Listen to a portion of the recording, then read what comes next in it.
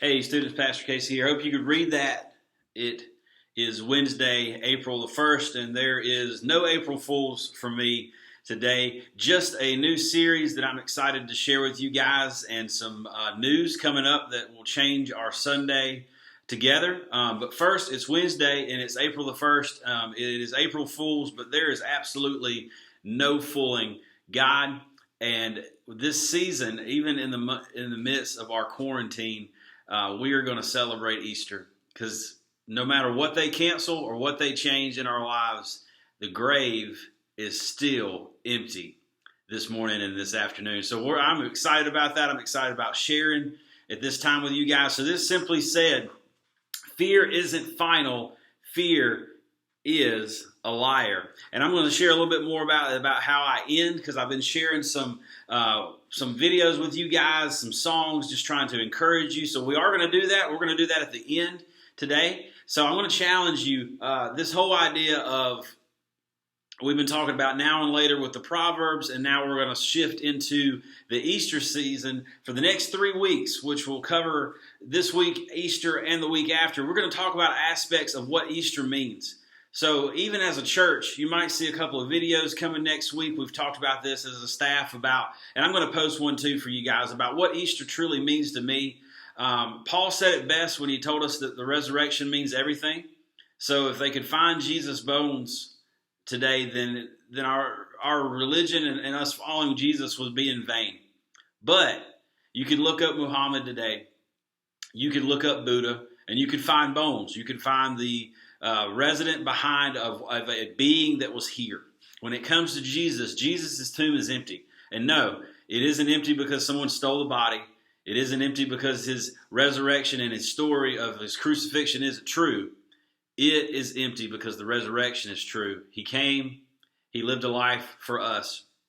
He lived a life that was sinless for us, dying a perfect death for us to attain for our sacrifice, to make us right again with God. And then in 3 days, the power of God resurrected Jesus from the dead, defying what many men have tried to do in history since. No one cheats death. No one gets to come back. Jesus did, because he is God, and he was God in the flesh. And he's coming back again. And we look forward to that, and that's exactly what we're celebrating. That picture right there is the gospel.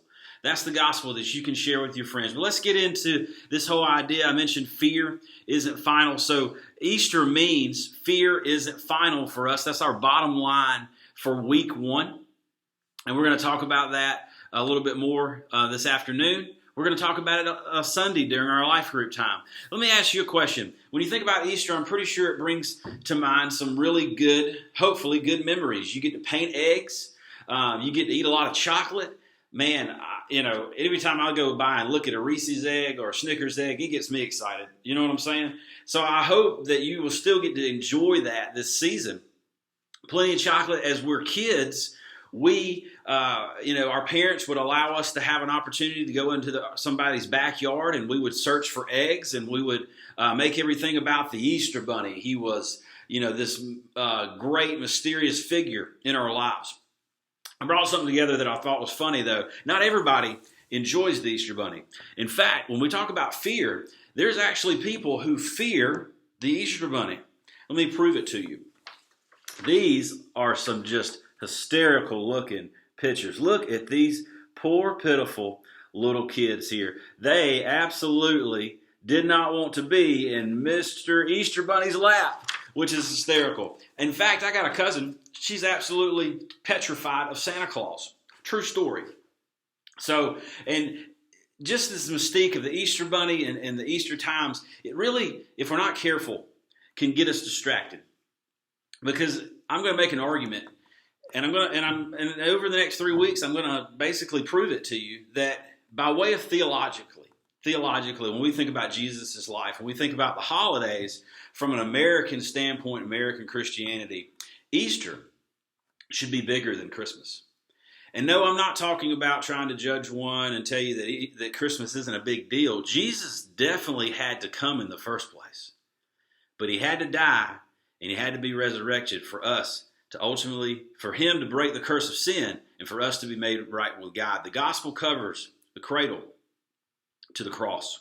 And it is a beautiful gospel story. So much like these kids they're afraid of, I brought some things with me today that I want you to think through. What were you afraid of when you were a kid? You know, we always have that moment where maybe some of us were afraid of monsters under our bed, so mom and dad had to come read us a story, or maybe some of us were afraid of the dark. In fact, maybe some of us are still afraid of the dark today. We might sleep with a nightlight or something. Hey, maybe you were afraid of breaking your favorite toy or being without when you were younger, or getting an injury so you were left off the team. Playing sports, you had an injury, you broke something, so you missed out on a season. Well, when we kind of grow out of those things, but maybe now, as you know, since that isn't when you were younger, maybe now you are more prone to fears that are a little bit bigger. So, number one, right now we're worried about our grades and what that really looks like in quarantine season.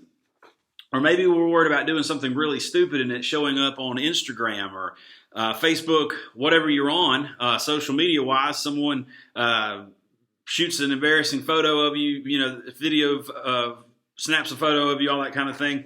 Maybe you're worried ultimately of not making the team.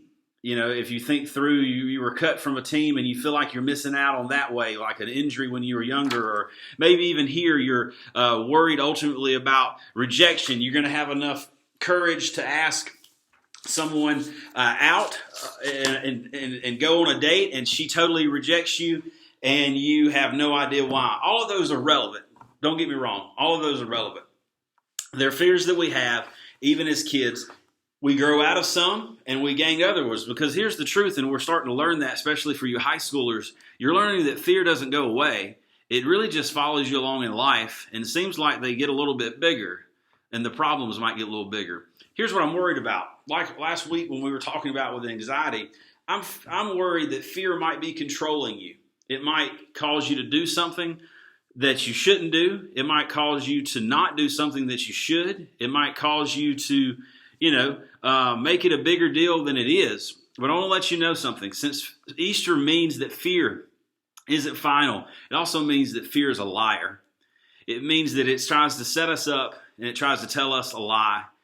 And if we're not careful, it's something that Satan really wants us to use. He wants to use this against us. He really wants to use it against us. He wants us to live in fear. He wants us to live in fear so we never go for it with the dreams that God wants us to have, or we stay in a certain pattern of things that we shouldn't be doing, or hanging around the wrong crowd. We ultimately don't pursue dreams and certain kind of relationships that God has ordained for us to have, because we're living in fear. So one of the things I wanted to challenge you with today, when we think fear isn't final, and in fact fear is a liar, when it comes to the gospel, one of the things that truly the gospel does is the gospel changes people. Saved people change. Saved people look different, and they pursue different things. That happened in the life of Paul. Paul challenges the Corinthian church. This is him talking. And in Paul's life, Paul was a Jew. He was a Roman citizen. He had everything that people would want in this life by way of status, and he realized that even as Saul, who turned into Paul, he was persecuting Christians, and he was using fear to make them walk away from the faith until he encountered Jesus. He met Jesus, the used to be dead, now alive Jesus, and it changed his life. Paul had a different perspective of what death truly meant, and Paul is absolutely right. A couple of weeks ago, I had an opportunity here at Mountain Park to preach Philippians 1, where he says to live as Christ and to die as gain. Paul really believed that. Paul told the Corinthian church this: death is swallowed up in victory. O death, where is your victory? O death, where is your sting? That's 1 Corinthians chapter 15. How can someone say that? Because he knows that Jesus is alive this morning. He knows that Jesus has been alive since he walked out of the tomb 2,000 years ago. He knows that fear isn't final. He refused to live his life in fear. And in fact, Paul had a lot to fear. After he pretty much denounced his citizenship and he went to be a missionary with the Gentiles, his life was constantly in danger. Paul refused to live in fear. He refused to live in fear. He refused to believe in the lies that fear would feed him. And he lived a life that said to live as Christ and to die as gain. He truly believed that. Easter means that fear isn't final. If Jesus can defeat death, he can defeat the things that you're afraid of. We laugh and we joke about the Easter bunny, and we talk about a few things that we might be even afraid of in some of our pictures today, that we're worried about these things. I don't mean to bring them up in a small light. These are truly are fears you have. Don't get me wrong, but I don't want these fears to control you. I don't want these childhood fears to turn into teenage fears, and then ultimately turn into adult fears, where your idea of fear turns into anxiety. And like we talked about last week, anxiety is worry that has gone wrong. So I want you to think about that. Even if fear doesn't get the final word, that doesn't mean there aren't still things that we're afraid of. It does mean that we're more equipped to handle those things. Here's what Romans 8, verse 11 tells us. The Spirit of God who raised Jesus from the dead lives in you. This is Paul again. And this is exactly why Paul could turn around a little bit later and write to the Corinthian church and tell them, ultimately, death is swallowed up in victory. O death, where is your victory? O death, where is your sting? Paul realized that same power that raised Jesus that Easter morning is the same power that lives in all believers. You have it right now. And that's why fear isn't final this afternoon. That's why fear is a liar. You have the Spirit of God in you that wants you ultimately to pursue Him in a relationship, to pursue the right relationships with your friends, to ultimately go for your dreams. And even if God shuts down doors in your life and allows you to have seasons like now where you're simply resting, know that God is in control. Know that fear isn't final. Fear is a liar. The Spirit of God wants us to celebrate Easter. He wants us to celebrate Easter maybe in a different way this season, in this season of quarantine. But God is still real. Jesus is still resurrected. And no matter what happens in this life, and no matter what happens in the next few weeks, in the few months, we get to celebrate Easter. And I think we should do it together. Now, I do have a song for you this afternoon, and I'm going to drop it in your notes with your discussion questions, but I wanted to actually end it today with the song as opposed to listening to it to begin with. The song is called Fear is a Liar. It's by an artist known as Zach Williams, an up-and-coming artist in the Christian music scene. And I want you to check it out on YouTube as you finish this. But I want you to ask a simple question as you look through the YouTube question, look through the discussion questions. What step do you need to take? Where has fear been holding you back? Has it been relationships, dreams, something that you need to address, something you need to talk to your parents about or someone about, something to get right?